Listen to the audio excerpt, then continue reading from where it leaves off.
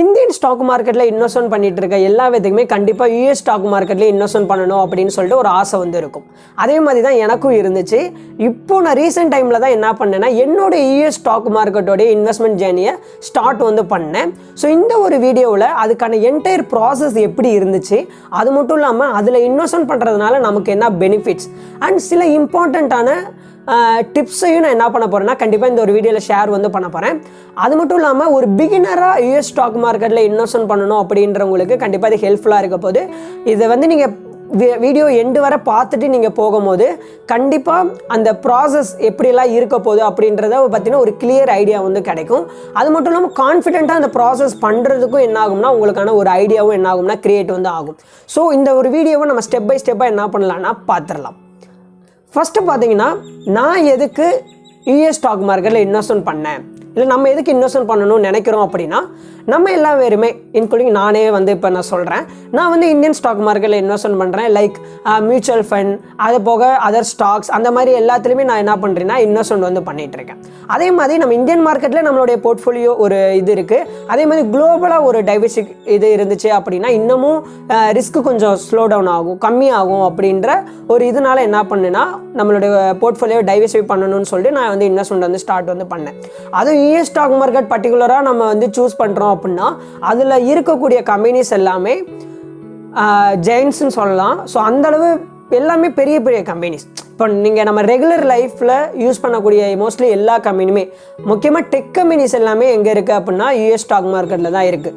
Like example சொல்லணும் அப்படின்னா Microsoft, அடுத்து பார்த்திங்கன்னா கூகுள், அடுத்து பார்த்திங்கன்னா டெஸ்லா, அடுத்து பார்த்திங்கன்னா ஆப்பிள், அடுத்து பார்த்திங்கன்னா மெட்டா, என்விஐடியா, இந்த மாதிரியான டாப் டெக் கம்பெனிஸ் பார்த்தீங்க அப்படின்னா நம்ம ரெகுலர் பேசிஸில் யூஸ் பண்ணுறோம். அதே மாதிரி அமேசான், இந்த மாதிரியான கம்பெனிஸ் எல்லாமே யூஎஸ் ஸ்டாக் மார்க்கெட்டில் தான் இருக்குது. ஸோ நம்மளுடைய போர்ட்ஃபோலியோவை யூஎஸ் ஸ்டாக் மார்க்கெட்னு கொஞ்சம் கன்சிடர் பண்ணோம் அப்படின்னா இன்னும் கொஞ்சம் நமக்கு ஒரு ஃபியூச்சர்டிக்காக யோசிச்சு தான் நம்ம இன்வெஸ்ட்மெண்ட் பண்ணுறோம். அப்படி ஃபியூச்சர்டிக்காக யோசிச்சு பண்ணும்போது நமக்கு நல்ல ஒரு ரிட்டர்ன் கொடுக்கும் அப்படின்ற ஒரு இதனால நான் இன்வெஸ்ட்மெண்ட் பண்ண ஸ்டார்ட் பண்ணேன். அது எல்லா விதத்துக்குமே பார்த்தீங்கன்னா இந்த பாயிண்ட் வந்து வேல்யூபிளாக தான் இருக்கும். எனக்கு மட்டும் இல்லை, எல்லாருமே இன்வெஸ்ட்மெண்ட் பண்ணக்கூடிய நினைக்கிற எல்லா விதத்துக்குமே இது வந்து ரொம்ப முக்கியமான ஒன்று. அதே மாதிரி நெக்ஸ்ட் பார்த்தீங்க அப்படின்னா ஸ்ட்ராங் எக்கனாமி. யூஎஸ் ஸ்டாக் மார்க்கெட்டை பொறுத்தளவு கிட்டத்தட்ட குளோபலாக எல்லாருமே இன்வெஸ்ட்மெண்ட் வந்து பண்ணுறாங்க. பட் எக்ஸ்போஷனலாக ஹையர் இன்வெஸ்ட்மெண்ட் எங்கே ஆகுது அப்படின்னா யூஎஸ் ஸ்டாக் மார்க்கெட்டில் தான்.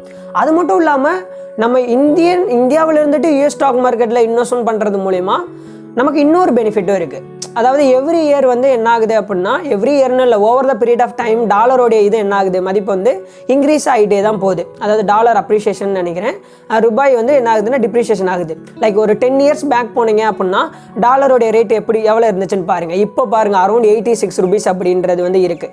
ஸோ நம்ம யூஎஸ் ஸ்டாக் மார்க்கெட்டில் இங்கேருந்து இன்வெஸ்ட்மெண்ட் பண்ணுறதுனால ஓவர் த பீரியட் ஆஃப் டைமில் டாலரோடைய இதுவும் இன்க்ரீஸ் ஆக அதில் மூலியமாகவும் நமக்கு என்ன ஆகும்னா ஒரு ரிட்டர்ன் கிடைக்கும். அது போக நம்ம இண்டிவிஜுவலாக ஒரு இன்வெஸ்ட்மெண்ட் பண்ணியிருக்கோம் பார்த்தீங்களா, அதுலேருந்து ஒரு ரிட்டர்ன் வந்து கொடுக்கும். So over the period of டைமில் ஒரு மேசிவான ரிட்டர்ன் நம்மளால் என்ன பண்ண முடியும்னா எடுக்க வந்து முடியும். எல்லாம் இருந்தாலும் என்னுடைய கோல் எப்படி இருந்துச்சு அப்படின்னா நம்ம இந்தியன் ஸ்டாக் மார்க்கெட்டில் எப்படி நம்ம இன்வெஸ்ட்மெண்ட் பண்ணி ஒரு போர்ட்ஃபோலியோவை கிரியேட் பண்ணுறோமோ அதே மாதிரி தான் நம்ம யூஎஸ் ஸ்டாக் மார்க்கெட்லேயும் நம்மளுடைய போர்ட்ஃபோலியோ வந்து இருக்கணும் அப்படின்றது என்னுடைய ஒரு கோலாகவே இருந்துச்சு. ஸோ அதனால தான் என்ன பண்ணேன்னா இதையும் நான் வந்து இப்போ இன்வெஸ்ட்மெண்ட் பண்ணுறதுக்கு ஸ்டார்ட் வந்து பண்ணியிருக்கேன். நெக்ஸ்ட் பார்த்தீங்கன்னா இதனுடைய ஸ்டெப் பை ஸ்டெப் ப்ராசஸ் எப்படி இருந்துச்சு அப்படின்னு சொல்லிட்டு நான் எக்ஸ்பிளைன் வந்து பண்ணுறேன். நான் யூஎஸ் ஸ்டாக் மார்க்கெட்டில் இன்வெஸ்ட்மெண்ட் பண்ணுறதுக்கு எந்த புரோக்கர் யூஸ் பண்ணேன் அப்படின்னா ஐஎன்டி மணி அப்படின்றது தான் நான் என்ன பண்ணேன்னா யூஸ் வந்து பண்ணினேன். இதில் நம்ம எப்படி டிமேட் அக்கௌண்ட்டில் நம்ம அக்கௌண்ட் ஓப்பன் பண்ணுவோம், லைக் கேஒய்சி கம்ப்ளீட் பண்ணிட்டு நம்ம பேங்க் அக்கௌண்ட்டை லிங்க் பண்ணுவோம். சேம் அதே தான், உங்களுடைய ஆதார், பேன், அந்த இதெல்லாம் டீட்டெயில் தேவைப்படும். ஃபஸ்ட்டு என்ன பண்ணுவீங்கன்னா உங்களுடைய இங்கே இருக்கக்கூடிய அக்கௌண்ட்டை வச்சு ஒரு அக்கௌண்ட் வந்து ஓப்பன் பண்ணுவீங்க. அடுத்து யூஎஸ் ஸ்டாக் மார்க்கெட்டில் இன்வெஸ்ட்மெண்ட் பண்ணுறதுக்கு இந்த ப்ராசஸ் ரொம்ப ரொம்ப முக்கியம். ஏன்னா அது கேட்குறாங்க, நம்ம பண்ணணுமான்னு சொல்லிட்டு ஸ்கிப் பண்ணிடாதீங்க. அது பண்ணால் தான் உங்களால் இன்வெஸ்ட்மெண்ட் பண்ண முடியும். அது என்னது அப்படின்னா இப்போது இப்போ நான் வந்து ஸ்டேட் பேங்க் வச்சுருக்கேன் அப்படின்னா என்னால் டேரெக்டாக போயிட்டு யூஎஸ் மார்க்கெட்டில் அங்கே வந்து இன்வெஸ்ட்மெண்ட் பண்ண முடியாது. ஸோ அதுக்காண்டி என்ன பண்ணுவாங்கன்னா அங்கே அவங்க ஒரு அக்கௌண்ட் வந்து ஓப்பன் பண்ணுவாங்க. எனக்கு வந்து அவங்க வந்து ஃபெடரல் பேங்க்கில் என்ன பண்ணாங்கன்னா யூஎஸ் மார்க்கெட்டில் ஒரு அக்கௌண்ட் வந்து கிரியேட் பண்ணாங்க. இப்போது இங்கே என்ன அந்த அக்கௌண்ட் ஓப்பனிங் ஆன்லைன்லேயே நடக்கும். அவங்க என்ன பண்ணுவாங்கன்னா காலில் வந்து கனெக்ட் பண்ணுவாங்க. நீங்கள் பேன், ஆதார் அண்டு பார்த்தீங்கன்னா நீங்கள் சைன் பண்ணுற மாதிரி இருக்கும். உங்களுடைய ஃபோட்டோ வெரிஃபிகேஷன் எல்லாமே பண்ணுவாங்க. அது ஒரு 10 மினிட்ஸ் ப்ராசஸ் தான் இருக்கும்.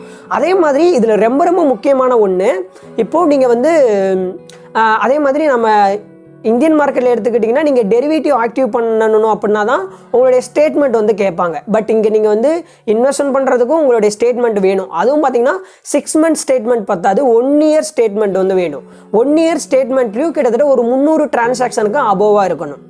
இது நான் ஒன்றும் பயன்படுத்துகிற மாதிரிலாம் இல்லை. இது வந்து எப்படி நான் பண்ணேன்னா, நான் வந்து 6 month ஸ்டேட்மெண்ட் அப்லோட் பண்ணேன், எடுத்துக்கிறல. அடுத்து என்ன பண்ணேன்னா 1 year ஸ்டேட்மெண்ட் என்னுடைய இது நெட் பேங்கிங்கில் போய் என்ன பண்ணேன்னா டவுன்லோட் பண்ணேன், எடுத்துக்கல. 300 டிரான்சாக்ஷன் அபோவாக இருக்கணும்னு சொல்லிச்சு. அப்போ நான் என்ன பண்ணேன் அப்படின்னா, ஏன்னா நம்ம நெட் பேங்கிங்கில் கணக்கு போது ஒவ்வொரு மந்த்துக்கு வேல்யூபிளான இது மட்டும் தான் ஏதோ கொடுத்துருந்தாங்க போல சம்திங். அப்போ நான் திரும்பி என்ன பண்ணேன் அப்படின்னா 1 yearக்கான இதை வந்து மந்த்லி ஃபுல்லாக டவுன்லோட் பண்ணி அதை திரும்பி மெர்ஜ் பண்ணி என்ன பண்ணேன்னா அப்லோட் பண்ணேன். அதுக்கப்புறம் தான் என்ன ஆச்சு அப்படின்னா எனக்கான வெரிஃபிகேஷன் வந்து கம்ப்ளீட் வந்து ஆச்சு. ஸோ இதெல்லாமே பண்ணணும். இந்த ப்ராசஸ் எல்லாமே மறந்துடாதீங்க, ரொம்ப ரொம்ப முக்கியம். அது கான்ஃபிடென்ட்டாக கேட்பாங்க, அது சரி அதை கேட்பாங்க. நீங்கள் என்ன பண்ணுங்கன்னா கான்ஃபிடென்ட்டாக பண்ணுங்கள், பயப்பட வேண்டிய அவசியம் இல்லை.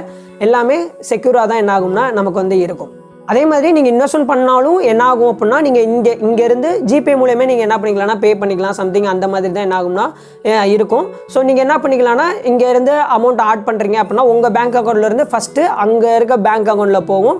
அங்கே டாலராக இதாகிட்டு அதுக்கப்புறம் தான் என்ன ஆகும்னா இது வந்து ஆகும். இது ஆட் ஆகிறதுக்கே என்ன ஆகும்னா 1 business day என்ன ஆகும்னா எடுத்துரும். ஸோ இதை வந்து மைண்டில் வந்து வச்சுக்கோங்க. நீங்கள் நம்ம இந்தியன் புரோக்கர் மாதிரி ஆட் பண்ணோடனே டக்குன்னு வர மாட்டேங்குது அப்படின்னு சொல்லிட்டு எதிர்பார்க்க வேணாம். இந்த ப்ராசஸ் அப்படி தான் வந்து இருக்கும். நெக்ஸ்ட்டு பார்த்தீங்கன்னா ஐஎன்டி மணி புரோக்கரை பற்றி நம்ம பார்க்கணும் அப்படின்னா, இப்போ வந்து நீங்கள் வந்து அந்த சார்ஜஸ் வந்து புரோக்கரேஜ் சார்ஜஸ் ஆட் பண்ணும் போது அந்த அளவு எதுவும் இல்லை. லைக் நீங்கள் வந்து ஐஎன்ஆரை டாலராக சேஞ்ச் பண்ணும்போது அதர் ஜிஎஸ்டி அந்த இது சார்ஜஸ் மட்டும் இருக்கும். ஸோ முடிஞ்ச அளவு நீங்கள் ஒரு ஹையர் அமௌண்ட்டாக பண்ணீங்க அப்படின்னா உங்களால் மோர் எக்ஸ்சேஞ்ச் அந்த சார்ஜஸை என்ன பண்ண முடியும்னா சேவ் வந்து பண்ண முடியும். அதர்வைஸ் நான் வந்து மந்த்லி என்ன பண்ணுறேன்னா 1000 rupees அப்படின்றத நான் இன்வெஸ்ட்மெண்ட் வந்து பண்ணிட்டு வரேன்.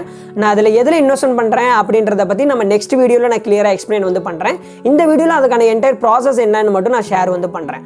அதே மாதிரி நெக்ஸ்ட் நீங்கள் வித்ட்ராவல் பண்ணுறீங்க அப்படின்னா அரௌண்ட் ஒரு $5 சம்திங் என்ன பண்ணுவாங்கன்னா எடுப்பாங்க. ஆனால் வித்ட்ராவல்னு பார்த்தீங்கன்னா நீங்கள் ஓவர் தான் ஒரு நல்ல ஒரு ப்ராஃபிட் வந்த பின்னாடி வித்ட்ராவல் பண்ணீங்க அப்படின்னா உங்களுக்கு அது என்ன ஆகும்னா பெனிஃபிட்டாக வந்து இருக்கும். அதே மாதிரி யூஎஸ் ஸ்டாக் மார்க்கெட்டில் இன்வெஸ்ட்மெண்ட் பண்ணுறதுனால என்னென்ன பெனிஃபிட் இருக்குது அப்படின்னு பார்த்தோம் அப்படின்னா, நான் சொன்ன மாதிரி ஃபஸ்ட்டு வந்து டாலரோடைய அப்ரிஷியேஷன் வந்து நமக்கு ஒரு ரிட்டர்ன் வந்து கொடுக்கும். அது போக டாப் கம்பெனிஸ் எல்லாமே இருக்குன்னா அங்கே இருக்குது. அதே மாதிரி ஒரு குட் எக்கனாமி என்ன இருக்குன்னா அங்கே வந்து இருக்குது. அது போக இந்த யூஎஸ் ஸ்டாக் மார்க்கெட்டில் நீங்கள் மினிமம் அமௌண்ட் இருந்தாலும் என்ன பண்ண முடியும்னா இன்வெஸ்ட்மெண்ட் வந்து பண்ண முடியும். லைக் எப்படி சொல்ல வரேன் அப்படின்னா, இப்போ நீங்கள் வந்து நம்ம இந்தியன் ஸ்டாக் மார்க்கெட்டில் ரிலையன்ஸ் வந்து ஒரு 1300 ட்ரேட் ஆகுதுன்னு வச்சுக்கோங்க. அது வந்து ஒரு குவான்டிட்டி நீங்கள் பை பண்ணுறீங்க அப்படின்னா 1300 நீங்கள் பே பண்ணி ஆகணும். இதே ஆப்பிள் கம்பெனியோட ஸ்டாக் வந்து $200 ட்ரேட் ஆகுதுன்னு வச்சுக்கோங்களேன், சம்திங் தான் ஓகேங்களா. $200 ட்ரேட் ஆகுது அப்படின்னா அதை வந்து நீங்கள் ஃபுல் அமௌண்ட் $200னா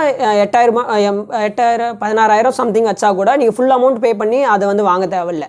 நம்ம எப்படி மியூச்சுவல் ஃபண்டில் இன்வெஸ்ட்மெண்ட் பண்ணும்போது அந்த யூனிட் கணக்கில் பை பண்ணுவாங்க பார்த்தீங்களா, அதே மாதிரி நீங்கள் இண்டிவிஜுவல் ஷேர்ஸையும் நீங்கள் என்ன பண்ணிக்கலாம்னா அந்த மாதிரி வாங்கிக்கலாம். அந்த ஷேர் நேம் தரல. அதே மாதிரி யூனிட் கணக்கில் நீங்கள் என்ன பண்ணிக்கிற முடியும்னா ஒரு $500 இருந்தால் கூட அந்த மாதிரி என்ன பண்ணிக்கிறோம்னா வாங்கிக்கிற வந்து முடியும்.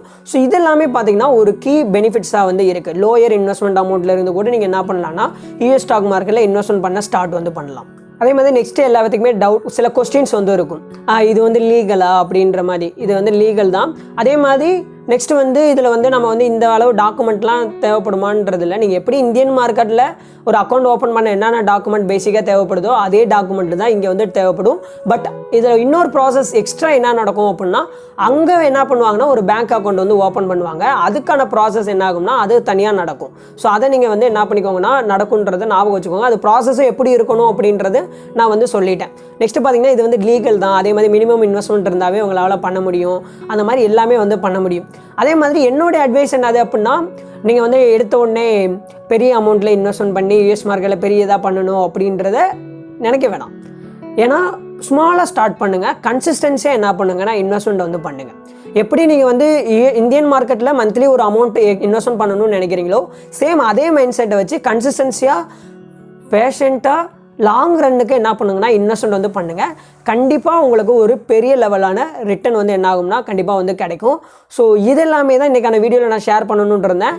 அண்ட் கண்டிப்பாக இந்த வீடியோ உங்களுக்கு ஹெல்ப்ஃபுல்லாக இருந்திருக்கும் அப்படின்னு நான் நினைக்கிறேன். அதே மாதிரி நெக்ஸ்ட்டு வரக்கூடிய வீடியோவில் நான் எந்த ஃபண்டில் இன்வெஸ்ட்மெண்ட் வந்து பண்ணியிருக்கேன், எவ்வளோ மணி நான் இன்வெஸ்ட்மெண்ட் பண்ணுறேன், இது வரைக்கும் நான் எவ்வளோ இன்வெஸ்ட்மெண்ட் பண்ணியிருக்கேன் அப்படின்றத கிளியராக என்ன பண்ணுறேன்னா டிரான்ஸ்பரண்ட்டாக ஷேர் வந்து பண்ணுறேன்.